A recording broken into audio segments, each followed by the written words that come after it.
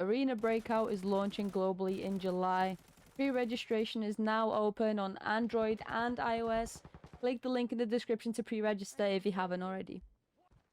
If you're not familiar with Arena Breakout, it's part of a new wave of shooters, and we're talking extraction shooters.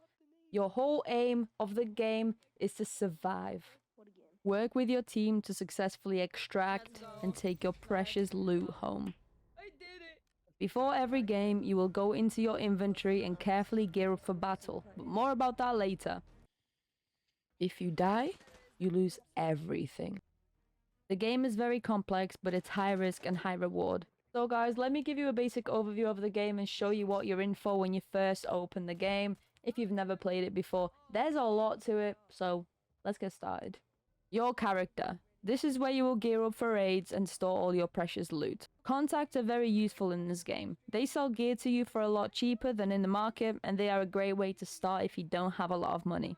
Gunsmith is all for modifying guns to put your favorite attachments on and make them even stronger to use in game.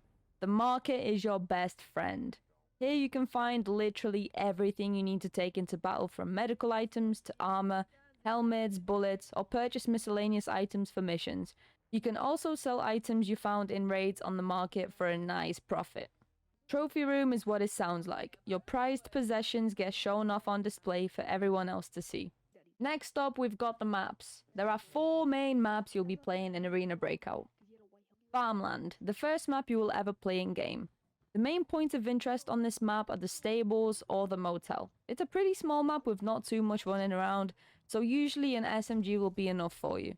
You don't need to go overkill on your supplies either. The next map you will unlock is Valley. A little bigger than Farmland, but it has a lot more locked rooms requiring special keys to open in the villa. Valley is definitely more challenging, but also has better rewards waiting for you. Northridge is way bigger than Valley and Farmland. Get your running shoes on to get from one side of the map to extract on the other. Expect to see a lot of players at the Northridge Hotel or sewage treatment plant. Sims are very useful on this map, so definitely bring a couple. The hardest of them all is Armory, our last map. You'll need to bring your sharpest of senses to this map.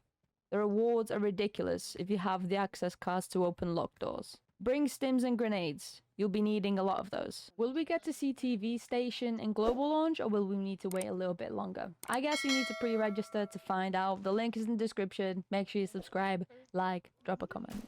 So let's rewind a little. We mentioned gearing up for battle. The system is pretty complex and there's a lot to it, so I'll break it down. Depending on your playstyle and the map you're playing, what you take in for each map might be a little bit different. As a basic rule, always take a gun according to the map you're playing, along with a couple magazines, maybe some spare bullets as well. Some guns are better on some maps than others. For example, you wouldn't want to take an SMG to Northridge. It doesn't have the best range for that map. You'd want to take an assault rifle, or maybe even a sniper. The way reloading works is more complex than other games. First, you have to load your bullets into your magazines, then put that magazine into your gun. You have to make sure your magazines are in your rig to reload a lot faster. I personally equip at least tier 4 armor and helmet. Tier 3 rounds are pretty affordable to use in-game, with decent damage, but tier 4 minimum if you're going into armory. Depending on what map you're playing, you might want to equip some injections to give you a stamina boost, so you can run for a lot longer. On a map like Northridge, for example, that would be really useful. Alternatively, you can use taurine drinks or energy drinks for a smaller stamina boost.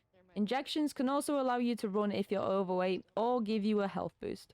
Don't forget your medical items. The health system in this game is absolutely crazy, so I'll probably make a separate video on this as well, but this is just the basics.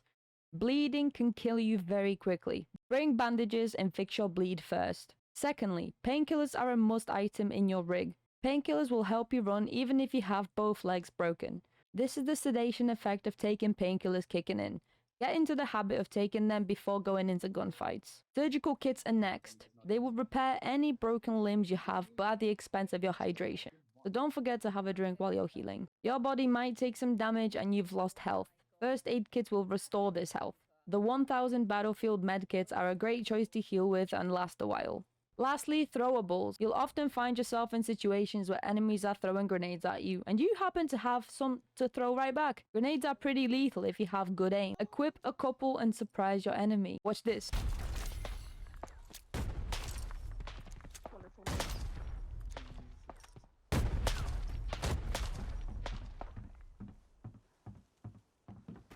Yes, it's fun getting kills in these shooter games, but the whole objective of Arena Breakout is to extract safely and take your loot back home.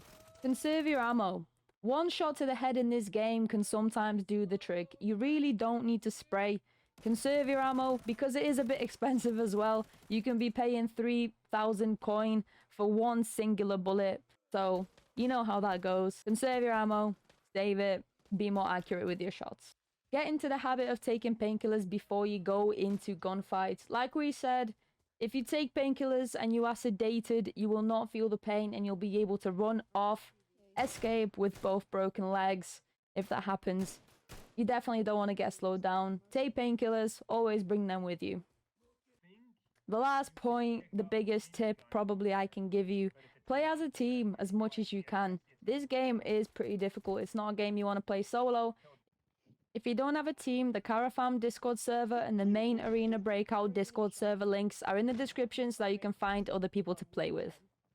As always guys, I hope you enjoyed this video. Give it a like, subscribe, drop a comment below. Pre-register now. I'm really excited for all of you guys to play and the launch is literally around the corner. So thank you guys for watching. Peace.